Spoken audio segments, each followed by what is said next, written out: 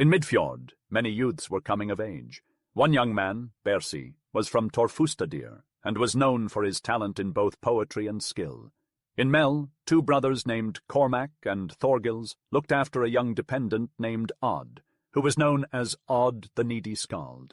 Another youth, Bran, grew up in Branarstad in Kentar, known for his amiable nature and immense strength.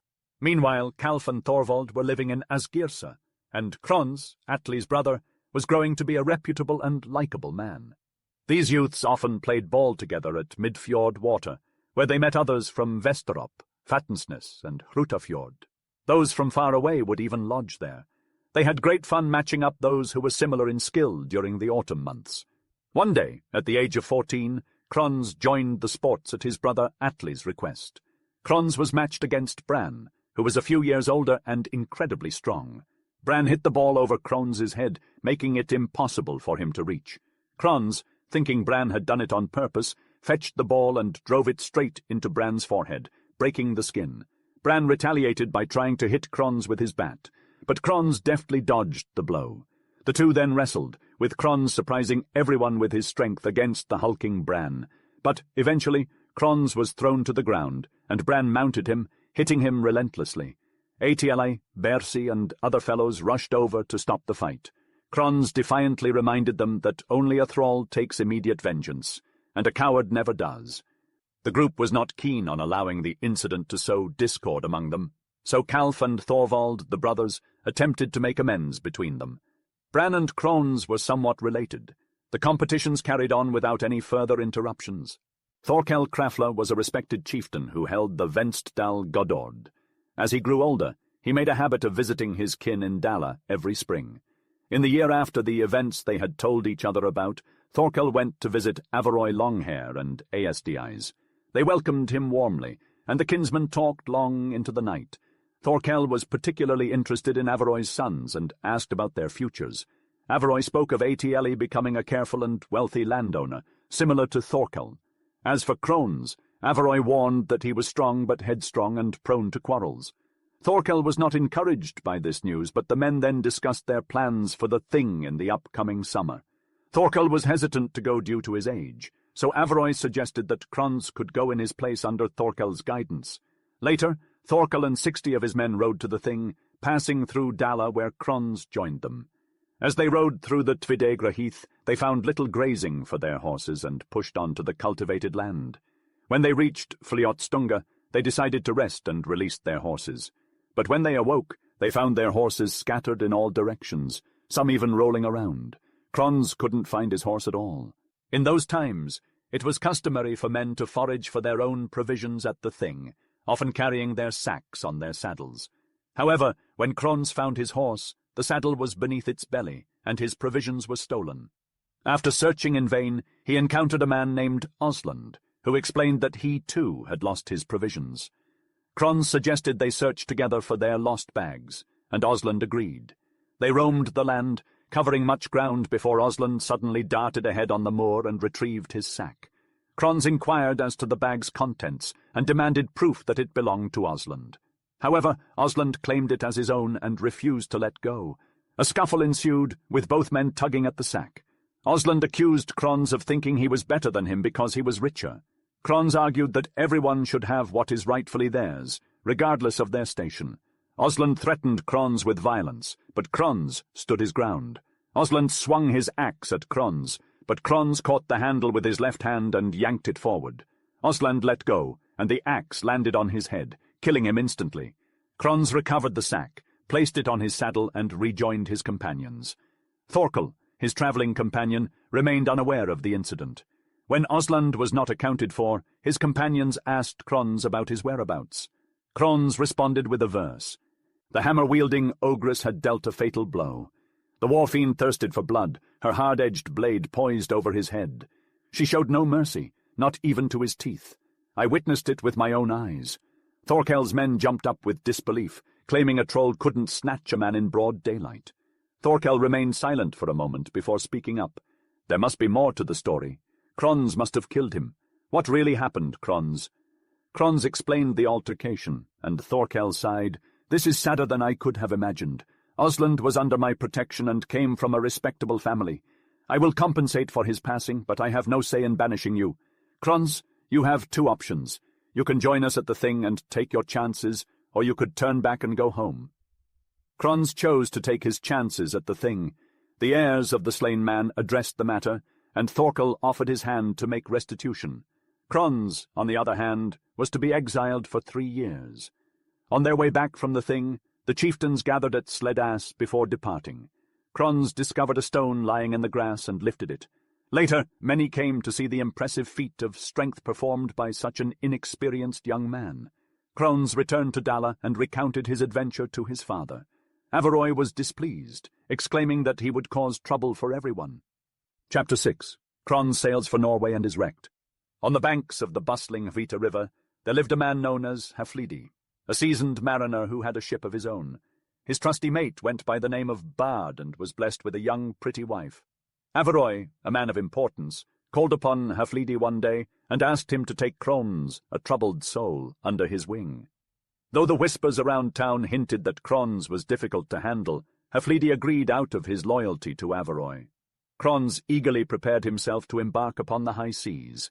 However, his father refused to provide him with any equipment for his journey aside from his meagre provisions and a scanty supply of vodmal. Krons pled with his father for a weapon, but Averoy flatly refused, citing Krons's defiance as the reason for his reluctance to grant him anything. Undeterred, Krons replied with a wise adage, "Work not done needs no reward." He and his father parted ways unenthusiastically, with many townsfolk wishing Krons a prosperous voyage, but few daring to imagine his safe return. As Krons set off on his journey, his mother accompanied him on the road. Before they said their final goodbyes, she lamented, "You are setting off in a manner that is not befitting of your noble birth, son. Even more grievous is your lack of a weapon, which your heart will yearn for in times of peril." To her surprise, Krons's mother revealed a weapon, passed down by her father's father, Yokel, a sword that would grant him success in battle. She bestowed this treasured possession upon her son, asking him to wield it with bravery and honor. Krons was overwhelmed with gratitude, promising his mother that he would treasure the sword above all else.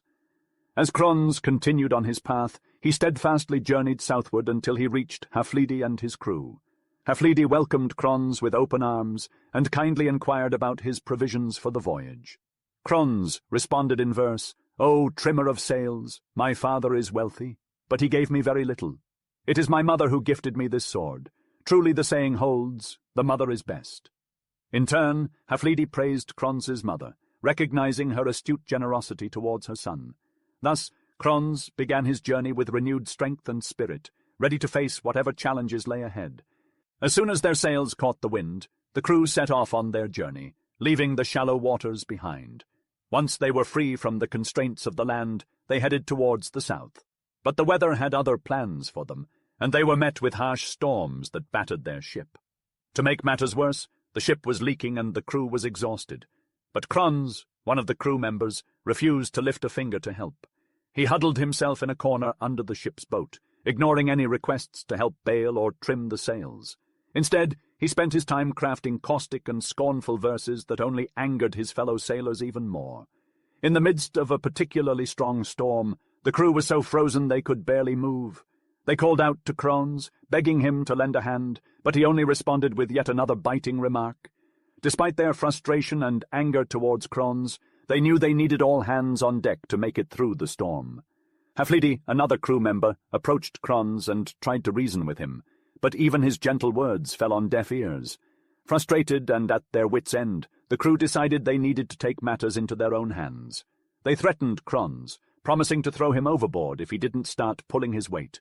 But Haflidi had a better idea. He suggested that Krons write a lampoon about him instead of the other crew members. If Krons could show the crew that he had a sense of humor and wasn't afraid to poke fun at himself, they might be more inclined to forgive him. Krons initially refused, insisting that he would never speak ill of Haflidi. But when Haflidi suggested that he write a verse that appeared foul at first glance but was actually quite clever, Krons agreed. And with that, the tension on the ship finally began to ease. Haflidi approached the weary sailors with concern etched on his face. "You've been toiling hard," he said, "and it appears that Krons is not the best of company for you." "It's his lampoons that really get to us," they replied. Haflidy raised his voice a little and warned, "One of these days he'll regret his words."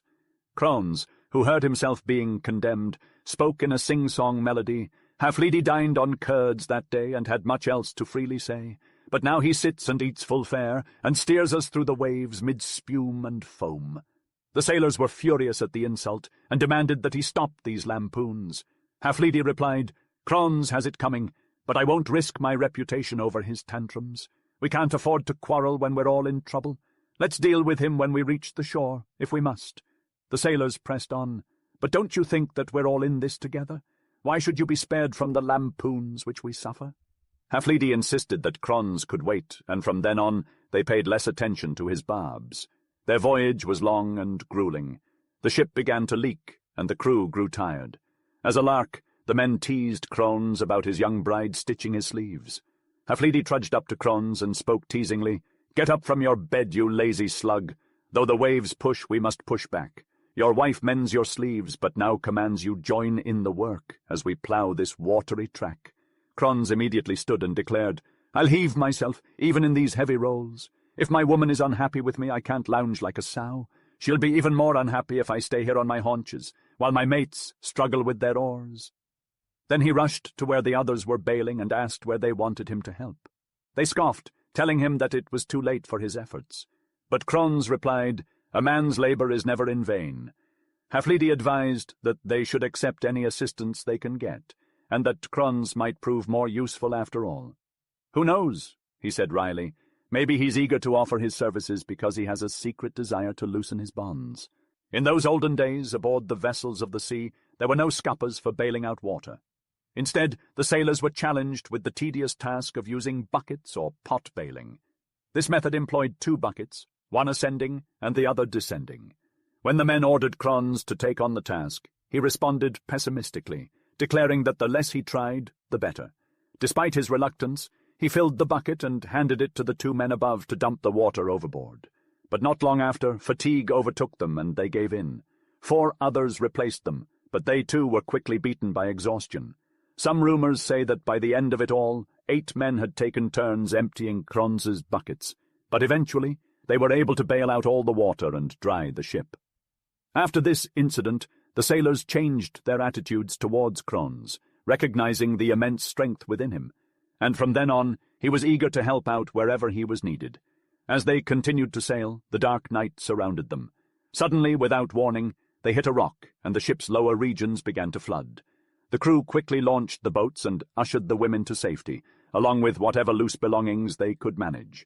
They spotted an island a short distance away and sailed towards it, carrying as much of their property as they could manage under the cover of night. As the dawn broke, they found themselves seeking answers about their location. Those who had traveled the region before recognized the coastline of Sunnmøre in Norway.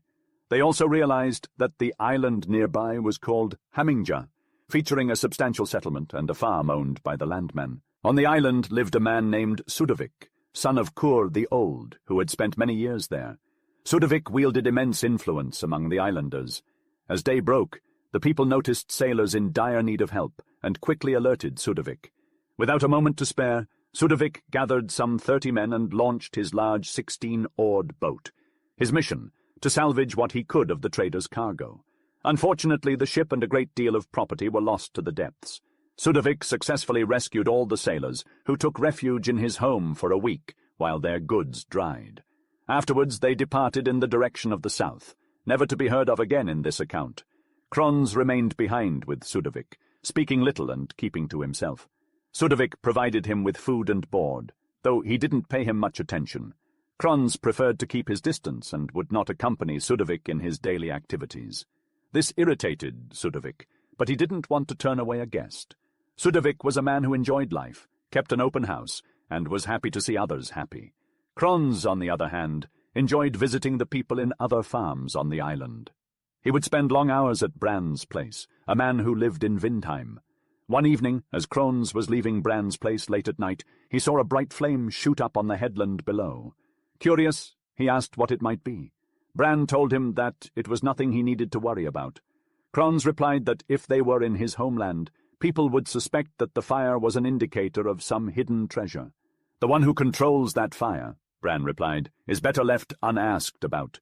But Kron's was persistent. "I want to know," he insisted. "In that headland," explained Bran, "lies a burial mound where Kur the Old, Sudovik's father, is buried. Long ago, he and Sudovik owned a farm on the island. Since Kur's passing, his ghost has been terrifying other farmers away, leaving Sudovik as the island's sole proprietor. Any man under Sudovik's protection is sure to be safe from harm." "You have done right to tell me," Kronz acknowledged. "Expect me tomorrow morning and have tools ready for digging." "I won't allow you to have anything to do with it," Bran objected, "because I know that it will bring Sudovik's wrath down upon you." Kronz declared that he was willing to risk it. The night passed, and Kronz appeared early the next morning. The Bondi had gathered all the tools for digging and accompanied Kronz to the howe. Kronz broke open the grave and worked fervently until he reached wood, by which time the day had already waned. He removed the woodwork, although Bran begged him not to descend. However, Kronz insisted, and told Bran to attend to the rope, while he would discover what dwelt below. Descending into the howe, he was enveloped in darkness, and the odour was unpleasant. Yet he continued to explore its arrangement, and at last stumbled upon the bones of a horse. As he progressed, he knocked against a sort of throne in which a man sat. Golden and silver treasure was amassed, including a casket filled with silver, resting under the man's feet. Kronz took all the treasures and started back towards the rope, when suddenly he felt a strong hand grip him. He dropped the treasure to grapple with the aggressor when the two of them engaged in a ruthless scuffle. They didn't spare each other as everything in their surroundings was smashed. The Howe-dweller made furious attacks, and Kronz for a while felt defeated. However, Kronz continually fought back, and they battled near the place where the horse's bones lay. The struggle went on for a long time, and both were brought to their knees, but eventually it ended tragically, with the Howe-dweller falling backward with an awful crash. Bran, who was above them, bolted from the rope, assuming Kronz was dead. Kronz then drew his sword. Jökulsnaut sliced off the Howe-dweller's head and laid it between his thighs. He then went with the treasure to the rope, but found Bran gone. He had to swarm up the rope with his hands. He secured the treasure to the lower end of the rope and began to haul it up. His body ached from the fierce struggles with Kur, but he pressed on, determined to reach Sudovik's home. As he walked, he brought the treasure with him, feeling its weight against his leg with each step. Arriving at Sudovik's house, he discovered his host and his guests seated at the supper table. Sudovik looked up and gave him a stern glance, questioning why he couldn't keep proper hours like normal men. Kronz shrugged off the disapproval, saying, "Many trifles happen at eve." Then he produced the treasure from the howe, setting it on the table. Kronz watched Sudovik's eyes widen as they fell upon a short sword, which Kronz had saved for last. It was truly remarkable, the finest weapon he had ever seen. Sudovik gasped, for it was a cherished family heirloom that had never left their possession. "Where did you come across this treasure?" asked Sudovik, his voice dripping with incredulity. Kronz replied with a verse, "Scatterer of gold, 'twas the lust of wealth that urged my hand to ravish the grave. This know, but none hereafter, I ween, will be fain to ransack Fafnir's lair." Sudovik shook his head, saying, "You don't seem to take it very seriously. No one has dared to break open that howe before. But since I know that all treasure hidden or buried within the earth is wrongfully placed, I find you guilty of no wrongdoing, especially since you have brought it to me." Kronz countered with another verse, saying, "The monster is slain. In the dismal tomb I have captured a sword, dire wounder of men. Would it were mine, a treasure so rare I never would suffer my hand to resign." Sudovik pondered Kronz's words for mere moments, then replied, "You have spoken well, but before I can give you the sword, you must demonstrate your prowess in some way. I never received it from my father while he lived." Kronz simply stated, "No one knows to whom the greatest profit will fall until it's all said and done." Sudovik accepted the treasure and held on to the sword, keeping it in his own possession near his bed. Winter came along with Yuletide, and nothing else happened that was worth mentioning. The following summer, Hov Eyvind, son of Håkon, left his homeland to join his brother-in-law, the great King Canute, in England. He left his son Håkon in charge of Norway, but as the young boy was still an infant, it was his uncle, Hovson, who acted as his regent. Before he left, Hov Eyvind called upon all his landmen and the larger Bondis to meet with him. Hov Eyvind was an intelligent and capable leader, and they had many discussions concerning the laws of their land and their administration. They lamented the fact that it was considered acceptable for pirates and berserks to come into their country and challenge honourable people to a holmgang, barring any weregild to be paid in the event of the challenger's death.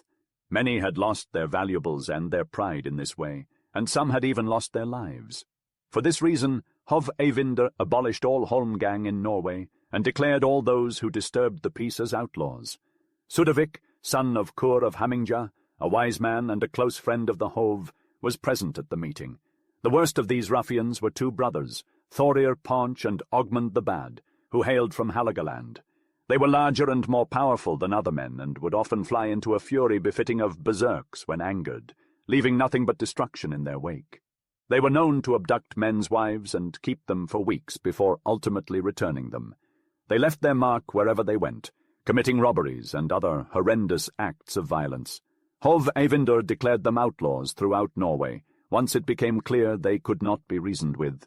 Sudavik was the man who had been most vocal in getting them outlawed, and as a result, they sought to exact revenge upon him. Hov Eyvinder's epic quest is recounted in his saga, and he leaves Hov Son with the task of leading Norway in his stead. Sudavik returned home and remained there until Yuletide neared. At that point, he began making preparations to set out on a voyage to his farm, known as Slisfjord on the mainland. He had invited many of his friends to celebrate the holiday alongside him. He had to leave his wife behind because their grown daughter was sick, so they were forced to stay at home.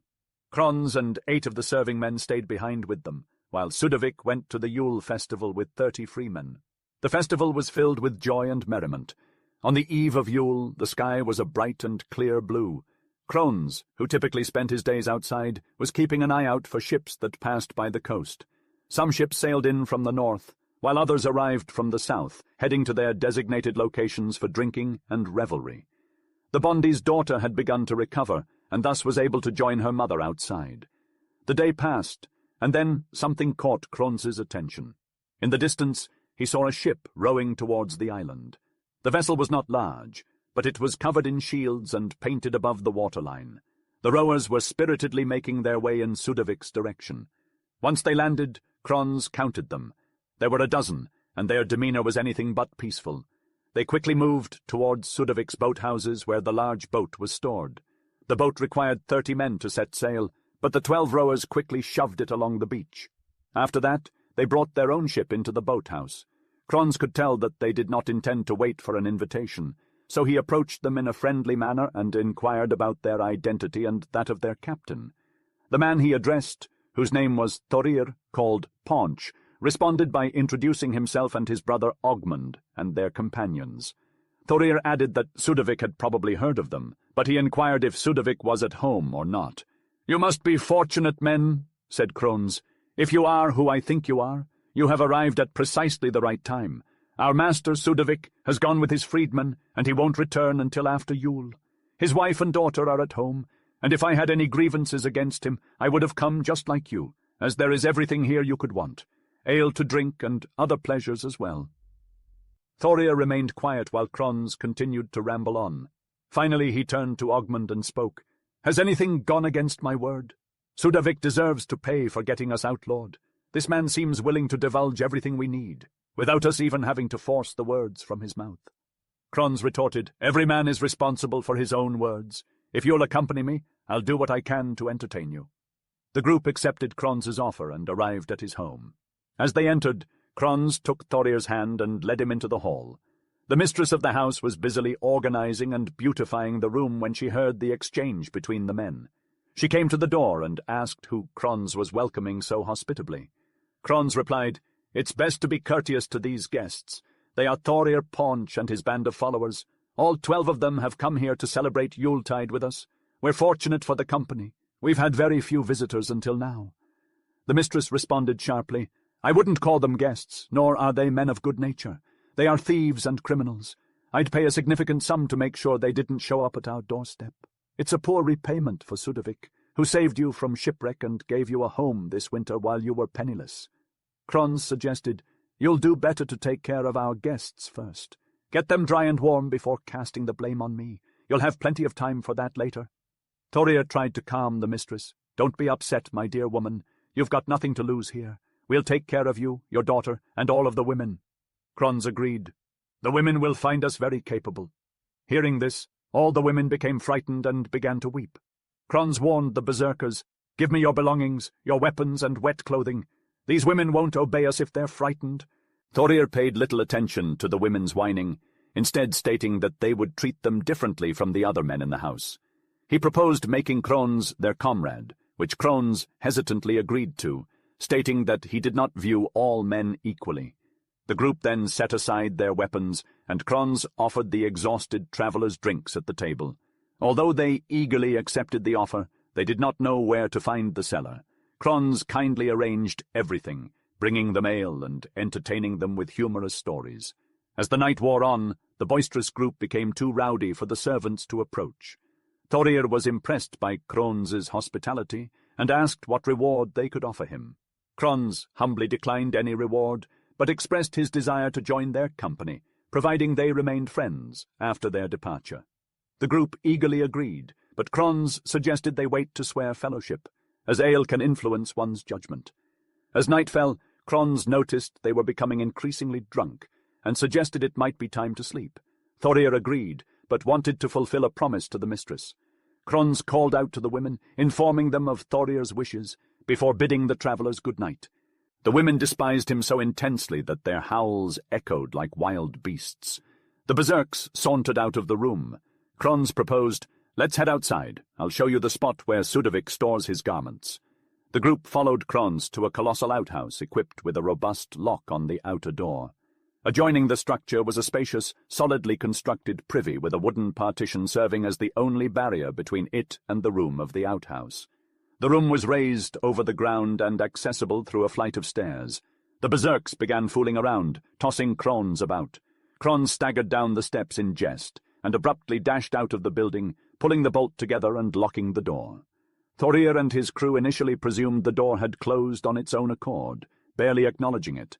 They had a source of light with them, while Kron's exhibited Sudovik's riches, and they continued gazing at them for a while.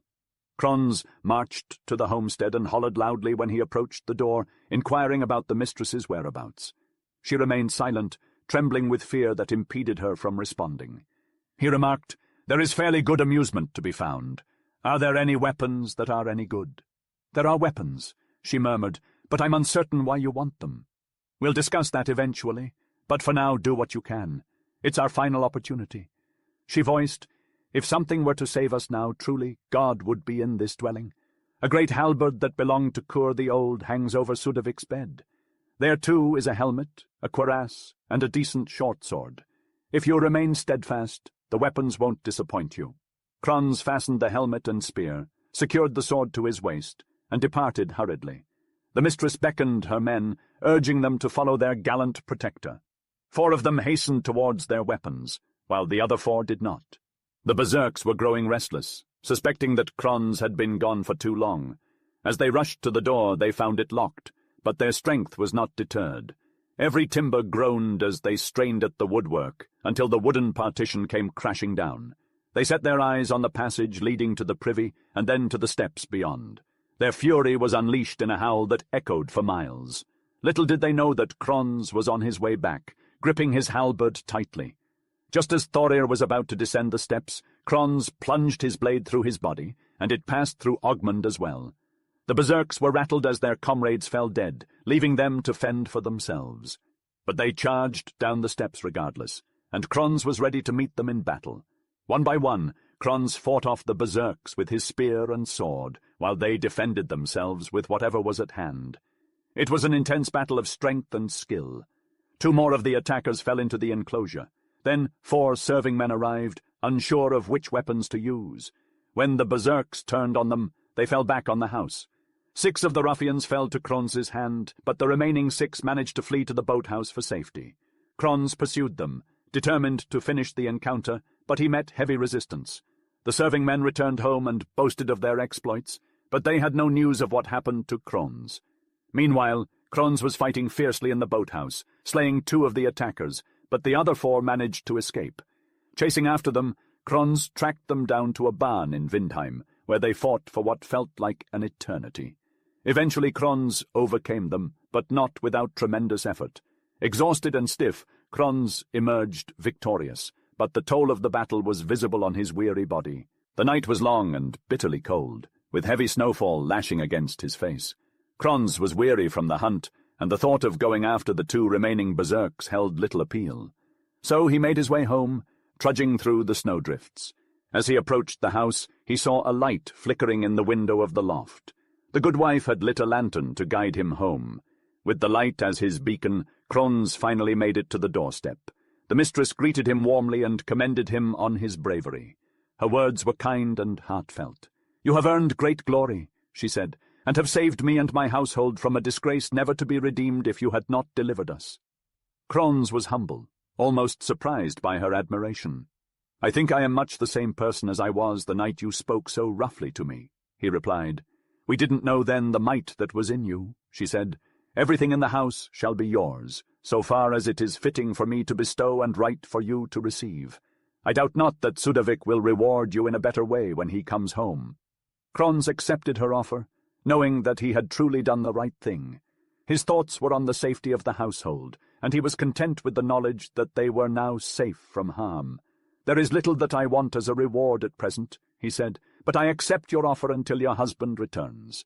Now you will be able to sleep in peace undisturbed by the berserks." That night, Kron's drank little before retiring. He lay in his armor all night, feeling the weight of the hunt upon him. As dawn broke, all the men of the island were called together to search for the 2 remaining berserks. Hours later they were found lying beneath a rock, cold and lifeless. The men carried them away and buried them, with loose stones piled over their graves, and with that the islanders felt a sense of peace. Their homes were safe, and their families were secure once again. When Kron's returned to the house, the mistress greeted him warmly once again. She set him in the high seat, and he was treated to the best of everything. He recited a verse, partly elated and partly humbled. "Near the surging sea the 12 lie buried. I stayed not my hand, but slew them alone. Great lady, what deed that is wrought by a man shall be sung of as worthy if this be deemed small?" She answered, "Certainly you are very unlike any other man now living." And so it remained until Sudavik returned. After the Yuletide celebrations, Sudavik prepared to set sail for his homeward journey. He said his farewells to his many guests, gifting them generously for their company. He sailed along with all his men and landed near the boathouses. As soon as they arrived, they spotted a ship amidst the sand that they immediately recognized as Sudavik's magnificent boat. Sudavik, however, had heard nothing of the Vikings and was immediately suspicious of the situation. "I suspect," he said, "that they are not friends who have been at work here. Put me on shore." Sudavik was the first to land on the shore and hurried straight to the boathouse. He saw, to his utter dismay, a craft that he knew belonged to the berserks. Turning to his men, he said, "I suspect that things have taken place here such that I would give the whole island and everything that is in it, for them not to have happened." When his men asked how things could be so awful, Sudavik responded gravely, "Vikings have been here, men whom I know as the worst in all Norway, namely Thorir Paunch and Ogmund the Bad. They will not have dealt gently with us. I mistrust that Icelander." Sudavik then addressed his men, giving them the necessary instructions. Kron's, on the other hand, was at home and kept his men from going down to the shore. He claimed that he did not care if the Bondi got a little frightened by what they saw. Sudavik's wife, however, asked his permission to go down and see Sudavik. Kron's granted her request, saying that she was mistress of her own ways, but he would not go down himself. Excitedly the good wife hurried away to greet Sudavik, embracing him joyfully upon arrival. Sudavik was happy to see his wife and daughter in good health and asked her what had happened since he left. "It has ended well," she replied, "but we were close to suffering a shame which we would never have lived down had your winter guest not aided us." Sudavik suggested that she tell him everything in detail. His wife then narrated all that had happened, praising highly Krons's bravery and resourcefulness. Sudavik listened carefully without a word, and when she finished, he said, "Long shall a man be tried." He then inquired after Krons and found that he was still at home in the hall. They both went up to the house, and Sudavik walked straight over to Krons. He turned towards him, thanking him with the fairest of words for his courageous conduct. He stood before Krons and whispered, "Let me speak a word to you, my friend. Few would utter these words, but I hope that one day you'll require a helping hand. When the time comes, you'll know whether I'm worth anything or not. I can never repay your kindness until you're in need. You'll have all that you desire in my house, and you'll be held in high regard in my household." Kron's expressed his gratitude and remarked he would have accepted the offer even if it had been made earlier. Kron's spent the rest of the winter in Sudovik's house, enjoying his favour. The tale of his valiant deeds against the berserks spread throughout Norway, especially in the regions where the Viking marauders had caused the most terror. When spring arrived, Sudovik inquired about Krons's plans. Krons replied that he intended to head north to Vagar while the fair was taking place there. Sudovik kindly offered his assistance, including any financial resources that he needed, but Krons declined, stating that he only required enough to pay for his daily needs. Sudovik gifted Krons with an excellent short sword when he left, which Krons treasured and kept throughout his life. Sudovik also expressed his willingness to be of help to Krons whenever required. Krons made his way to Vagar, where he received a warm welcome from many strangers who recognized him as a hero for his significant contribution in eradicating the Viking marauders. Several prominent figures invited him to stay with them, but Krons decided to go back to his friend Sudovik. On his journey back, he crossed paths with Thorkel, a respectable trader from Salfti in Halogaland. Thorkel warmly invited Krons to his home for the winter, and Krons accepted the invitation. Thorkel treated Krons with great respect and honour during his stay. Chapter 7. Draugr in England. He grabbed at him with rough force, yanking his shield off and tossing it over the cliff. Draugr shot up from his sleep, his heart pounding hard against his ribcage. He darted away as fast as he could, his feet carrying him all the way back to his home. He barely escaped the clutches of the bear. His friends knew what had happened, having kept an eye on his movements. The following morning they found Draugr's shield lying on the ground, and taunted him with their jeers. When Yule time arrived, Thorkel himself took Draugr, Krons, and several other men to the den, making it an 8-man party in total.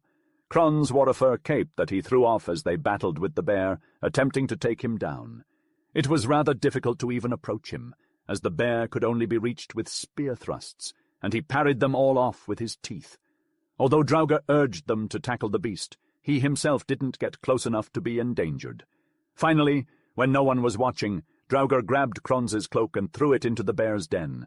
Despite their best efforts, they failed to get the beast out, and as night crept in, they made their way back home.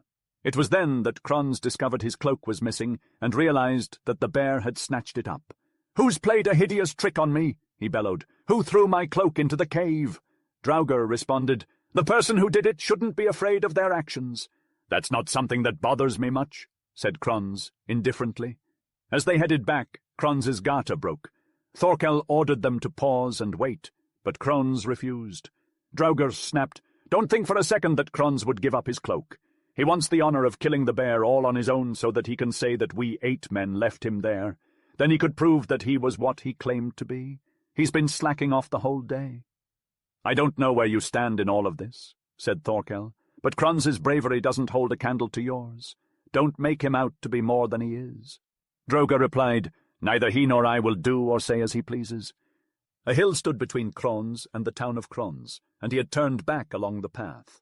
Now there were no others to contend with in his planned attack. His sword, Jokelsnaut, was drawn, and he tied a loop around the handle, which he passed over his wrist, thinking that he could execute his plans better with a free hand. Krons proceeded along the path, and as the bear saw him approaching, he charged aggressively and struck at him with the paw that was further from the nearby cliff.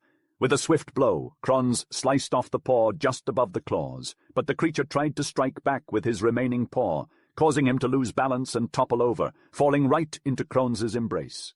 The bear struggled wildly as Krons held him back, his mighty strength matched by the creature's brute force. As they tussled, they both fell over the precipice. Krons's grip was unwavering as they plummeted to the ground below, the heavier bear landing first, followed by Krons, who landed on the top of the bear, severely injuring his side.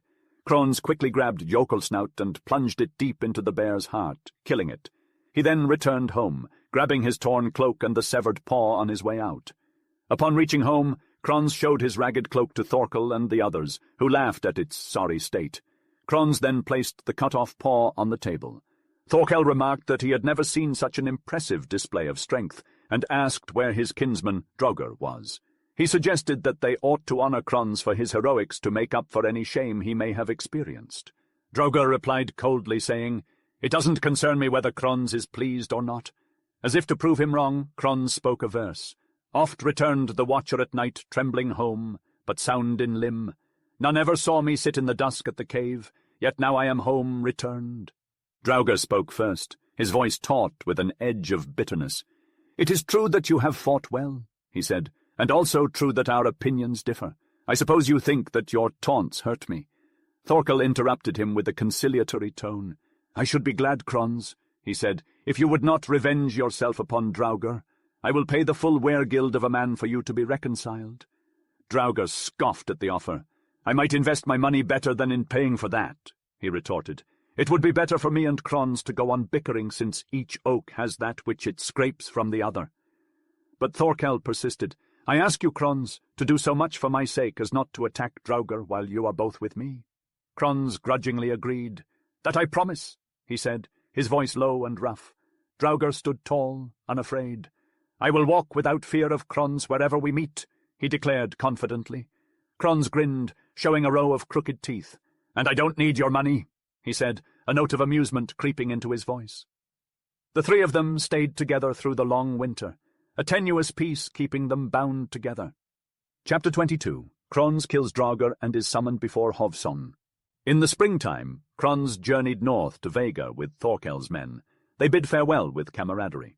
Draugr travelled west to England aboard Thorkel's vessel, of which he was the captain, spending the summer there and conducting the business that Thorkel had entrusted to him. By the end of autumn, Draugr returned from the western regions. Krons remained in Vagar until the trading ships departed, then sailed southward with some of the traders as far as the port of Gartar, at the mouth of Skjolmheim's fjord, setting up awnings for an extended stay. As they settled in, a ship sailed up the coastline from the south, which they quickly recognized as one of the ships from England. The ship anchored offshore, and its crew disembarked. Krons went out with his comrades to greet them. Upon their encounter, Krons discovered that Draugr was among the group, and exclaimed, "It's fortunate that we cross paths here. We can continue our former altercation. I would like to see which one of us is the superior man." Draugr claimed that any previous conflict was water under the bridge. "However," he said, "if there was any animosity between us, I will compensate you, so you are satisfied." Krons spoke a verse. "Once upon a time I slew the bear with my bare hands, my cloak's tatters as proof. That short-sighted fool was the root of it all, but now he must make amends." Draugr declared that more consequential matters had been settled through reparations. Krons proclaimed that few people had reason to bear ill will against him, and he accepted no monetary compensation in the past, nor would he start now. Krons further stated that if he had his way, neither of them would leave unscathed, and Draugr would be labelled a coward if he refused to fight. Draugr recognized that excuses were useless, and therefore he armed himself and departed. They lunged at each other and engaged in battle. Soon Draugr lay wounded on the ground, and soon thereafter dead. After they saw what happened, his men boarded their vessel and sailed north along the coast to Thorkel's dwelling to inform him of Draugr's fate. Thorkel replied that it was not unexpected. Directly afterward he sailed south to Skjolmheim, where he discovered Hovson. Krons, having vanquished Draugr, travelled to Mor to seek the company of his dear friend Sudovik. The two embraced warmly, and Sudovik offered his aid, saying, "You shall have my friendship in this time of need. Stay with me until this matter is settled." Grateful for the invitation, Krons accepted without hesitation. Meanwhile, Hovson was residing in Steinke, in Skjolmheim, when he learned of Draugr's demise. Unbeknownst to Krons, one of Draugr's kin, Hauketo, was amongst Hovson's retinue. Consumed with anger, Hauketo begged the Hov for assistance in avenging his kin's death. The Hov promised his support and sent messengers to summon both Krons and Sudovik to appear before him. Setting out at once upon receiving the summons, the friends arrived in Skjolmheim, where Hauketo was present during Hovson's council on the matter. When asked to weigh his brother's life against his desire for retribution, Hauketo declared that he would either follow his brother to the grave or avenge him.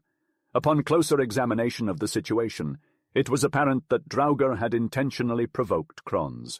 Sudovik proposed that they pay a fine to compensate for Draugr's death, and praised Krons for his valiant feat in defeating the berserks and freeing the north from their tyranny. The Hov spoke. "Your words are true, Sudovik. Krons, too, is a man of strength and honour. It would befit us to accept the compensation you offer."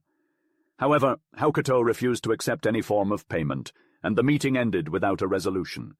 In concern for Kron's safety, Sudovik appointed Arndrauger, a kin of his, to serve as Kron's escort, knowing that Haukato was plotting against Kron's life. On a sunny day, Kron and Arndrauger were leisurely strolling down the road when they encountered a gate. Suddenly, a man emerged from the gate, wielding an axe above his head, and launched an attack on Kron. Not expecting the sudden assault and moving slowly, Kron was taken by surprise. However, Arndrauger, who had noticed the danger, acted quickly, grabbing and pushing Kron out of harm's way with such force that Kron fell to his knee. The axe landed on Kron's shoulder blade, cutting deep below his arm, inflicting a grievous wound. Reacting immediately, Kron whipped out his sword and identified Haukato as the perpetrator of the attack. Due to his axe getting stuck in the road, Haukato was slow to retrieve it, providing the perfect opportunity for Kron to strike. In one swift move, Kron sliced off Haukato's arm at the shoulder. This action prompted 5 of Haukato's allies to engage Kron and Arndrauger in a battle. They were, however, quickly defeated, with Kron and Arndrauger taking down all 5. Only one man managed to escape and hurry to Hov with the news. The Hov was enraged upon hearing about what happened and summoned an assembly at which Sudovik and his supporters were present. The Hov leveled a manslaughter charge against Kron, who did not deny it, but insisted that he acted in self-defense. Kron pointed out the wound on his body, saying that he would have died if Arndrauger had not come to his rescue. The Hov was of the opinion that it would have been better had Kron been killed, because his actions were likely to spark further violence.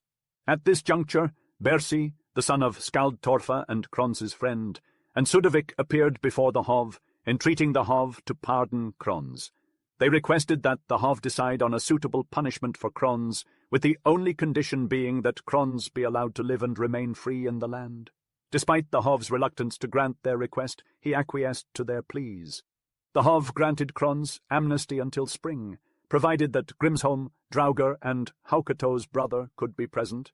Grimsholm was a prosperous landowner in Tunsberg. In the sweet call of spring, the Hov commanded Kron and Sudovik to venture to Tunsberg, where he himself planned to be present as the ships were gathered. Without hesitation, the two made their way to the town, only to find the Hov already settled there. It was there that Kron was reunited with his brother, Thorstein Dromund, a man of the land who welcomed him with open arms and offered his home as a place to stay. Eagerly, Kron told him all of the details of his case, finding agreement with Thorstein, but also a warning to keep his distance from Grimsholm. The passage of time was marked by the blossoming of spring. Grimsholm was lurking in the town, grinning wickedly as he plotted Kron's demise. The notorious criminal followed Kron wherever he went, hoping for an opportunity to strike. One day, Kron sought refuge in a booth, nursing his drink and praying that Grimsholm wouldn't find him. Suddenly the door burst open, and 4 armed thugs charged in, intent on taking Kron down. Grimsholm was leading them. Kron grabbed his weapons, swung them defensively overhead, and hid in a dark corner. He thrust his shield forward, deflecting attacks while swinging his sword with deadly precision. The attackers couldn't penetrate his defenses, so Kron delivered a crushing blow to Grimsholm's ally, leaving him limp on the ground. Encouraged, Kron forced his way out of the booth, striking and dodging fast as he went. He dealt a fatal wound to another of Grimsholm's serpents, driving them before him like cattle. Grimsholm tried to flee with his writhing coterie, but he tripped and stumbled, crashing hard against the doorframe. Kron seized the opportunity to press his advantage by delivering a brutal assault. Grimsholm held his shield before him, using it as a barrier, but Kron's raw strength chopped off both of Grimsholm's hands at the wrist. Grimsholm fell backward out of the door, his hands severed and his life ebbing from his body. Kron had struck the fatal blow, and the one who survived this massacre ran off to tell the Hov what had transpired. Soin, the Hov, was furious, and swiftly gathered the town assembly to hold court. When Sudovik and Thorstein Dromund heard of the events and the trial, they called on all their friends and followers to join them in force. It was a challenge to get through to the Hov, but Sudovik was the first who managed it. He offered the Hov an honourable settlement, agreeing that only the Hov could judge Kron. However, if the Hov spared Kron's life, an appropriate penance would be offered for the slain man. The anger in the Hov's voice was palpable when he replied, "It is too late to beg for Kron's life, and you have no case that I can see. He has killed 3 brothers, one at the feet of the other, men of noble minds who would not weigh each other against their wealth. Now, Sudovik, It will not avail you to plead for Krons's life. I will not do such a wrong in the land as to accept atonement for such a heinous crime as this." But Bersi, the son of Skald Torfa, would not give up so easily. He approached the Hov and begged him to accept his blood money, reasoning, "Krons is a man of high birth, and my dear friend. I offer you what I possess. May you see, my lord, that it is better to spare one man and earn the gratitude of many by setting the penalty yourself, rather than risk whether you can capture him or not." The Hov acknowledged Bersi's noble attitude, saying, "You are right, Bersi, and as always you show your worth, but I cannot break the laws of the land by sparing the life of a man who has forfeited it." Undeterred, Thorstein Dromund came forward and also offered blood money on Krons's behalf, telling the Hov that Krons was his brother. Surprised, the Hov said he had no knowledge of this connection. "You show great bravery, Thorstein, to offer help to your relative," the Hov said. "But since I have made my decision not to accept any blood money in this case, I must decline your offer. I will have Krons's life no matter what the cost, as soon as I can capture him." With that, the Hov rose abruptly and refused to listen to any further entreaties for atonement. Krons's friends went back to their homes and made preparations. The Hov ordered all his guardsmen to be armed and went out with a large force. Krons's supporters had already filled his house with defenders: Sudavik, Thorstein, Krons, and Bersi. Each of them had a substantial group of followers behind him. The Hov had summoned them to hand over Krons and avoid bringing trouble upon themselves, but their former offers were repeated to no avail. Sudavik and Thorstein knew that the stakes were higher for the Hov than just taking Krons's life. "One fate shall fall upon us all," they cried. "Men shall say that you have given much for the life of one man when we are all laid low with the ground." The Hov declared that he would spare none of them, and a battle seemed imminent. However, well-disposed men implored the Hov not to risk such a difficult situation and reminded him of the havoc these men would cause among his followers. The Hov was somewhat appeased, and the terms of atonement were settled. Sudavik and Thorstein were willing to pay as long as Krons's life was spared. The Hov agreed to this compromise, but made it clear that he did not consider it a full amnesty. Sudavik praised the Hov's honor for agreeing to have the power of fixing the penalty himself. The Hov decided that Krons could leave the country for Iceland when a ship was available, and they agreed to pay the money to his satisfaction. They parted with little friendship, and Krons left for Iceland with Sudavik after bidding a fond farewell to his brother Thorstein. Sudavik gained great honor for his support of Krons against such insurmountable odds. The men who had helped Krons were never again favored by the Hov, except for Bersi. Krons then spoke, "Comrade of Odin, Sudavik was born to rescue my life from the fangs of death. No less was Thorstein Dromund's aid when I was doomed to the realm of the dead."